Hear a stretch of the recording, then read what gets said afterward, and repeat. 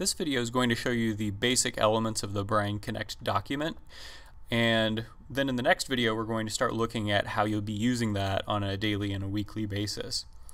So first thing, I'm going to open it up, and since I've already starred the document, I'm going to just click on Start on the left here and then click to open it. Then I'm going to want to wait and make sure that it is fully loaded before I start clicking or going anywhere, because this way I know that all of the comments have loaded, I know that I'm seeing everybody who's online, and everything will be fully populated.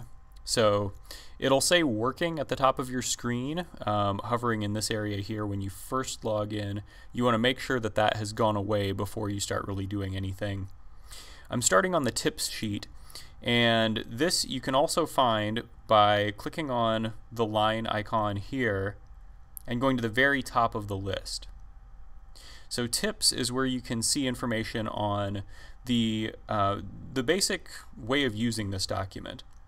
So first off, it'll let you know the different contexts that you can pull in to assist students.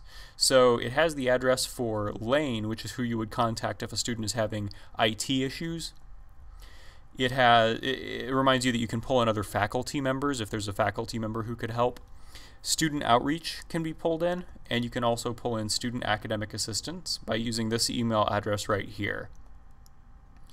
It also has information about who to contact if there's a student phone number change that you find out about when you're contacting one of your students. So this tips sheet is good to review and to know who you want to contact. Then the summary sheet is not going to be something you use a lot, but just so you know that it's there, this pulls information from all of the other instructors' sheets to give the PDs some information on what's going on in the classes pretty quickly. So this pulls from the formulas in all of the other sheets. But you'll want to go to your sheet, and that's where you're going to be spending most of your time in this document. So we're going to look at an example here. And again, we see working at the top, and wait for it to finish populating.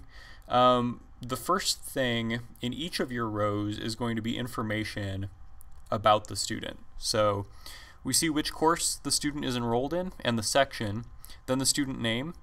The program would be listed here, and then that student's status. We can find out the coach from SAO, so if we do need to reach out to that student, we can.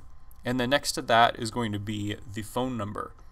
The phone number, if it's in this column here, we haven't verified it's a mobile, but it probably is a mobile number, so feel free to use this as a number to text if you need to reach out to that student by text. And if we have two numbers, a home phone and a mobile, those will both be entered in here, and you can just go ahead and use the mobile for any text. The next is going to be the cumulative GPA for the student. So this is the GPA for all of their classes going back to when they started at Bryan. And then this will tell you the date started. So if they've been here for quite a while, obviously we can trust the GPA a little bit more in knowing what to expect from that student. Then the number of fails is in the next column here. The number of fails is going to be cumulative in all classes. So if this student is showing 3 fails here, that's how many fails they have across the board going back to when they started the program. Prior fail will actually tell us if they've failed this particular class before. So if we're seeing a 0 here, this is their first time taking the class. If there's a 2 here, then we know that they've already failed twice. And then the primary email and secondary email will be listed. And beyond that, we're moving into the data that you'll be entering. So everything left of here is something that's been provided on the spreadsheet before the mod starts. And to the right, we have live attendance. So this is where we're going to keep track on here of whether students are showing up for the live sessions. And if you only have one session per week, then you would just fill out the first column here and could leave this second one blank. That won't mess with the numbers or anything.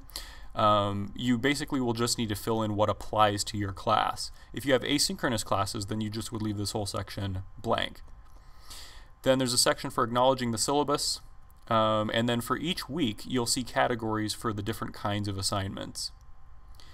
We'll go into more detail about how you can modify these to make sure that they apply to your class. But during each week, you're going to have these assignments, and at the end, there's going to be an at-risk column along with plan. And so you'll be entering, clicking on the drop-down and clicking yes if the student is someone you consider at risk now, and no if it's someone you don't believe is at risk. And if you click yes, you can then add a comment to make a note about what kind of contact or what your plan is for that student.